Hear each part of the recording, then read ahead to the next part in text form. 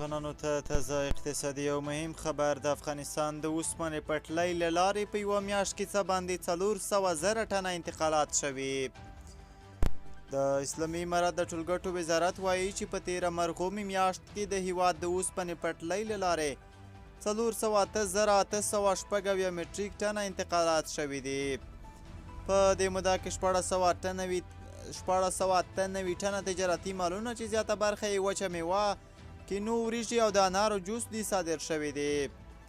بختر دولتي اژانس د اسلامي امارت ټولګټو وزارت د رسنیز دفتر په حواله لیکلي چې د روان کال د مرغومې په میاشت کې د حیرتان اوسپنې پټلۍ له لارې 302,323 ټنه، د اوقیانې اوسپنې پټلۍ له لارې 22,540 ټنه، د تورغونډۍ اوسپنې پټلۍ له لارې 80,544 ټنه، د خواف هرات اوسپنې پټلۍ له لارې 8,940 ټنه بېلابېل توکي انتقال شوي دي.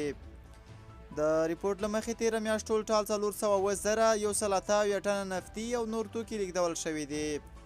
د اسلامي امارت ټولګټو وزارت وایي چې هڅې کوي د لا زیاتو انتقالاتو لپاره مناسب شرایط چمتو او سوداګرو ته اړینې اسانتیاوې برابرې کړي.